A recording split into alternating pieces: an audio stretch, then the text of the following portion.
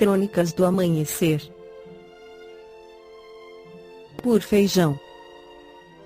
Centro Espírita Allan Kardec de Balneário Gaivota, 9 de agosto de 2021.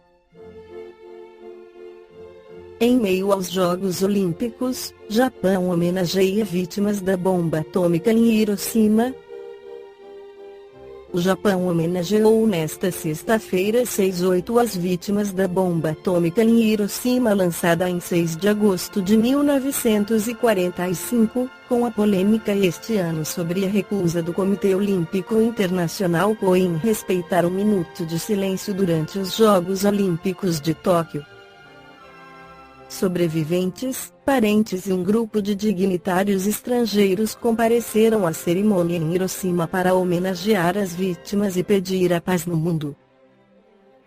Dada a persistência da pandemia de Covid-19, a cerimônia não foi aberta ao público, mas pôde ser acompanhada pela internet.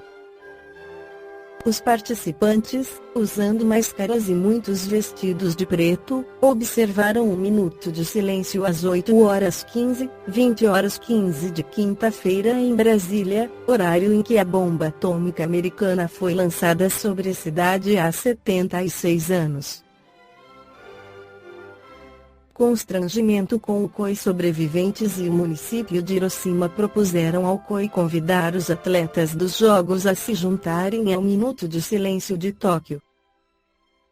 Porém, o presidente da entidade máxima do olimpismo, Thomas Bach, rejeitou a proposta e respondeu que a cerimônia de encerramento dos Jogos, no próximo domingo, dará a oportunidade de homenagear as vítimas de todos os trágicos acontecimentos da história. Na revista Espírita de julho de 1862, Allan Kardec coloca a mensagem sobre a Guerra Dom Espírito Lemenais, intitulada César, Clovis e Marmus Magno, recebida na Sociedade Espírita de Paris, 24 de janeiro de 1862. Médium Sr. A. Didier.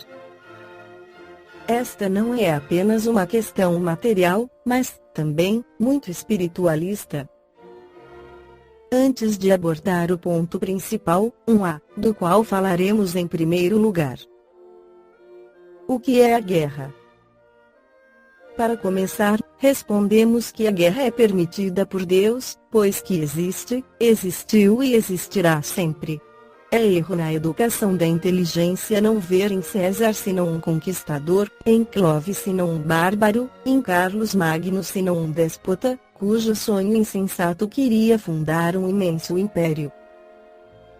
Ah, meu Deus! Como geralmente se diz, os conquistadores são os próprios joguetes de Deus.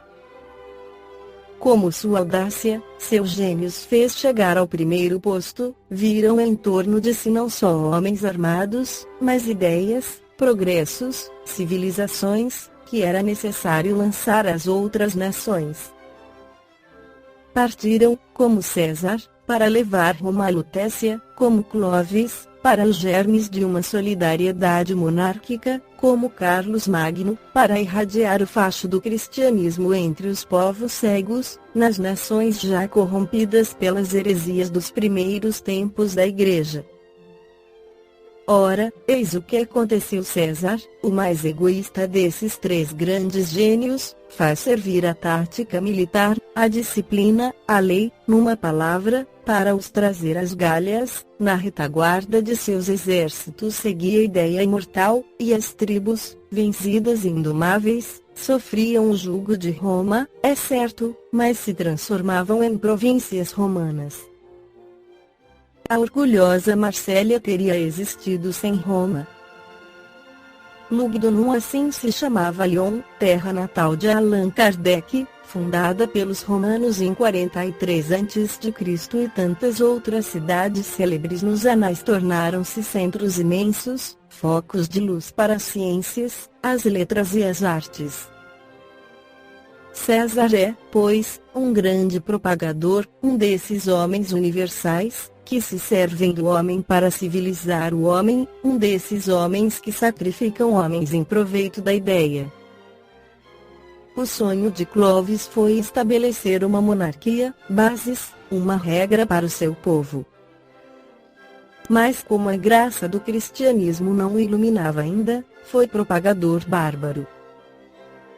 Devemos encará-lo na sua conversão. Imaginação ativa, febril, belicosa, viu na vitória sobre os visigodos uma prova da proteção de Deus, e, doravante, certo de estar sempre com ele, deixou-se batizar.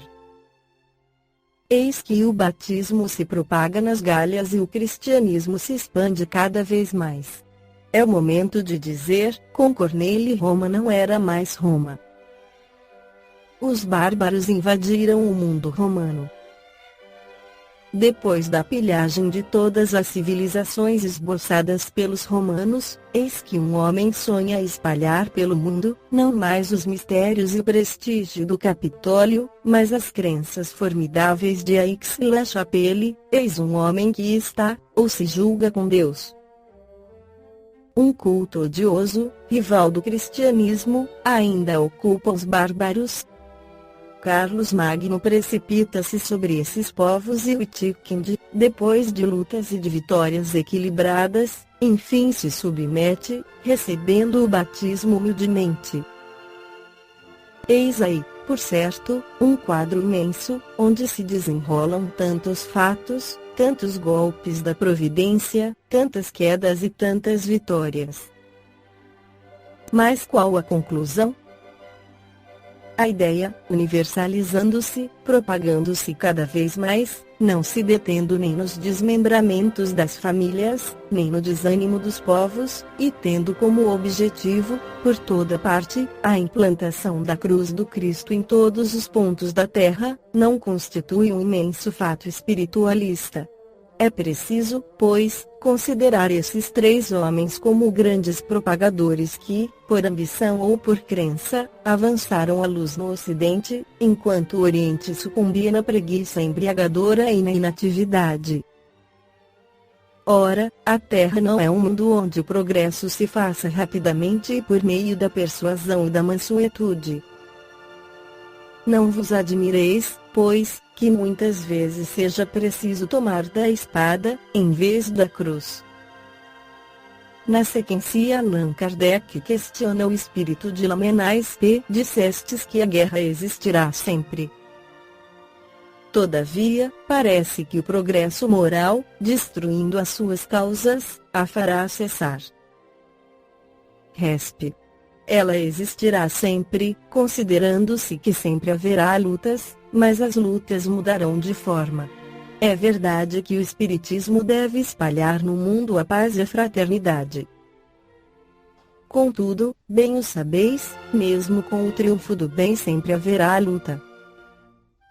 Evidentemente o Espiritismo fará compreender cada vez melhor a necessidade da paz, mas o mal vela sempre. Ainda será preciso lutar muito tempo na Terra pelo bem. Apenas as lutas se tornarão cada vez mais raras. Balneário Gaivota, 9 de agosto de 2021. Por Feijão.